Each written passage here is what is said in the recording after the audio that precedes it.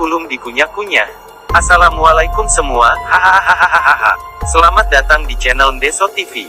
Saya doakan kalian semua sehat selalu ya. Di video ini saya akan menceritakan legenda Sungai Musi, Alkisah pada zaman dahulu kala di mana hubungan antara satu wilayah dengan yang lainnya bahkan antar dunia adalah melalui jalur transportasi laut dan sungai. Sehingga harus menggunakan kapal dan perahu layar. Menjadi jalur perdagangan dan juga para bajak laut atau disebut lanun terbiasa melintasi daerah baru. Dikisahkanlah ada para bajak laut dari negeri China yang terdiri dari 3 perahu layar berlayar ke Selat Bangka. Kawanan perompak bajak laut ini dipimpin oleh seorang kapitan. Mereka tertarik ketika melewati muara sungai karena lebarnya. Kapitan penasaran dengan sungai ini dan mencoba mencari nama dan informasi sungai ini di peta. Tapi ternyata informasi dan nama sungai yang lebar itu tidak ada di dalam peta. Para perompak itu melihat banyak perahu dan tongkang datang dari hulu dengan muatan hasil bumi. Mereka meyakini di hulu sungai pastilah wilayah dengan tanah yang subur. Lalu mereka bermufakat dan membentuk kelompok-kelompok untuk menjelajahi wilayah hulu. Ada kelompok mereka yang sampai di dataran rendah Gunung Dempo, daerah Lahat Palembang. Mereka begitu terkagum-kagum melihat begitu suburnya tanah di daerah tersebut, sayur-mayur yang segar. Tanaman kopi di tanah yang luasnya menghutan dengan buah yang besar-besar. Begitu juga dengan cengkeh, kayu manis dan tanaman bumi lainnya.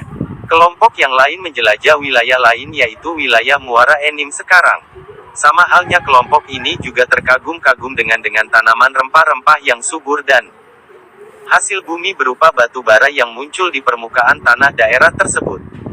Sementara itu di wilayah lain, kelompok yang sampai di daerah Ranau begitu takjub melihat tembakau pun tumbuh di sana. Dan pada akhirnya sang kapitan pun begitu tertarik dengan wilayah Sumatera Selatan yang berpusat di sungai yang lebar dan belum diketahui namanya. Dia pun memutuskan untuk tinggal lama di kota Palembang.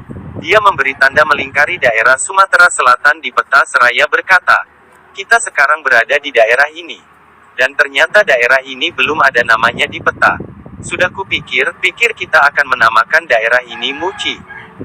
Dalam bahasa tua Cina Han, Muci berarti ayam betina. Dan Muci adalah nama bagi Dewi ayam betina yang memberikan keberuntungan pada manusia. Petik 2. Seseorang dari kawanan perompak itu bertanya, "Kenapa Tuan memberinya nama Muci? Bukankah Muci, ayam betina, adalah makhluk yang memberikan keuntungan untuk manusia? Sekali bertelur belasan butir, telur adalah sumber makanan dan rezeki. Daerah pun subur bahkan luar biasa suburnya. Hasil rempah-rempahnya bermutu tinggi, ada tambang batu bara emas del. Maka daerah ini layaklah disebut Muci. Karena tanahnya begitu kaya raya memberikan banyak keberuntungan bagi manusia."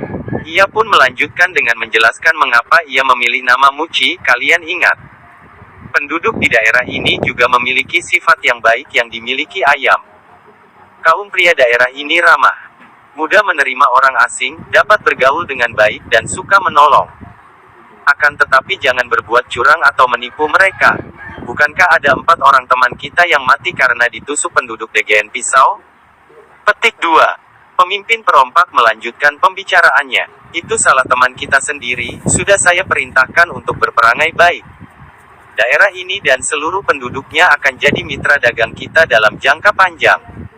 Selain itu, wanita di daerah Muci ini juga sangat baik, kulit mereka kuning seperti kita. Mereka bekerja keras membantu suami. Tak ubahnya seperti induk ayam betina. Bekerja keras mencari makanan untuk anak-anaknya. Hormat dan baik pada sesamanya. Akan tetapi jangan coba-coba mengganggu mereka dan anak-anaknya. Mereka bisa lebih ganas dari elang sekalipun." Semenjak saat itu sang kapitan menuliskan Muci di petanya untuk menamai wilayah sungai yang ada di daerah Palembang itu. Dari sang kapitan tersebar keberadaan wilayah ini dan juga nama Muci sesuai yang tertulis di peta. Dan selanjutnya sama seperti banyak kisah lain di dunia ini ketika sebuah nama atau penyebutan berubah dari aslinya. Sama seperti legenda Palembang yang berasal dari kata Pailimbang berubah dari mulut ke mulut. Beratus tahun menjadi kata Palembang. Seperti inilah juga mungkin kata Muci berubah dari mulut ke mulut selama beratus tahun berubah menjadi Musi.